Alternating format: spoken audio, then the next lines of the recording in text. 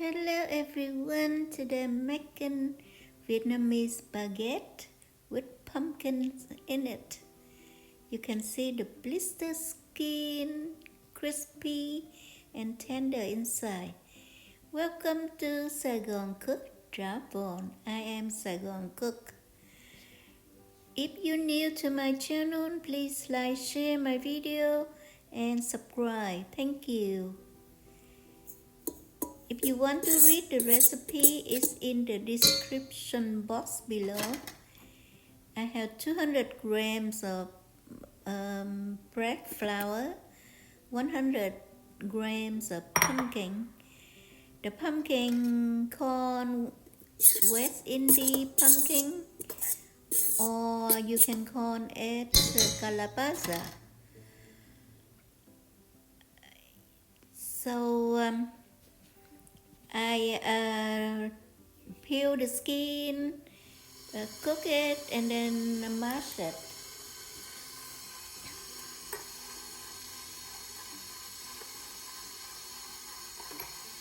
And I also added salt and sugar in here. The yellow water that from 100 grams of water. And I put in the pumpkin ball, that's why it's yellow color. So I use 75 grams of starter, very strong starter.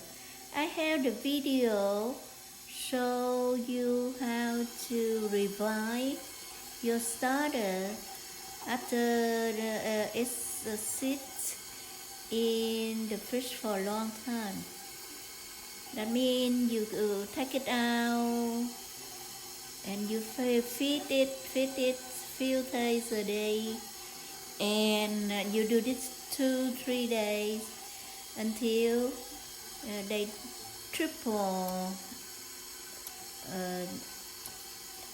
when they expand.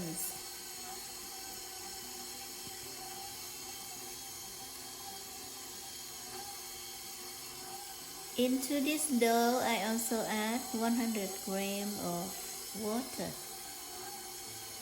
And when I see it comes to the ball like this, I add 20 grams of oil. You can use butter, it will has more flavor, but oil is okay. Now you can see the dough come to the ball, and right now if you stop the machine, and I will, and I show you the dough is very elastic, and you can test a window pan. That means you can see your finger through it. That means you mix it well. And now I make into the ball, and I cover it and let it proof for 3 hours until it's double inside. Now I go into to do shaping. With this recipe, I divide them into 4 lobes, and each one is about 125, 126 grams.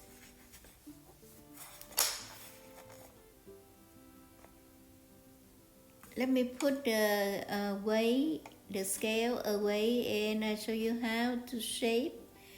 This is my way of shaping, because the sourdough,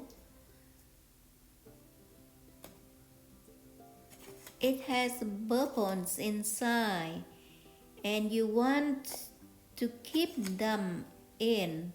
You don't want to break them, because that affect the factors of your dough, of your loaves. It rise or not, it's on depends on this one's action also. So I use my hand instead of using the rolling pin, and I try to stretch the dough with my hand. Where it ends close to me, I make it thinner so that when I roll the loaf, it will stick to the edge, that edge, and sealed. So let's start with the top here, and I make it into the point, and then I go from there, tuck and roll, and at the end there, the edge will stick to the loaf, but I pinch them anyway to make sure that they don't unravel. Let's do it one more time.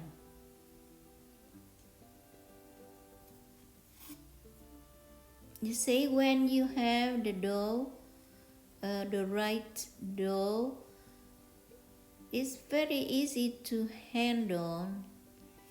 It's just like fabric. So at the end of there, I roll to the end and the edge stick to it.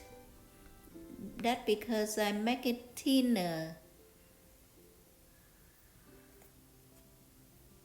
You can see I'm done rolling, but we're not done yet. This is the step I need to take further to stretch to both sides like this, so that I can get the point. The point is when done baking, it have a nice shape of pointing. You can see now I put on the racks, and you can see that I don't want my dough stuck to the baking racks, so I use the parchment paper, and I reuse the parchment paper, so that's why you can see the brown color there. And I cover and let it proof until double inside. You can see when I started shaping, it's a little thin, and now it buff up. So now this time I score my dough, and I will spray with the water to make it rises, to make them rise in the oven. So in the meantime, I already preheated my oven at 430 degrees Fahrenheit. I will bake this 425 degrees Fahrenheit at 15 minutes first, and then I will lower 400 degrees Fahrenheit for 10 more minutes, and we'll be done. Right now you can see when I preheat the oven at 430, but I lower at 425 for baking. And this is the result. You can see the skin is blistered, and the ears bobs up, and the ends pointing. And now I will make a taste test. You can hear the sound of my chewing crispy skin. And now I break it open, And I show you the crumb inside. Here you can see very soft, tender, and there is a pumpkin flavor, and the color is yellow. I hope you like my video. Please like, share, and subscribe. I see you soon. Bye bye.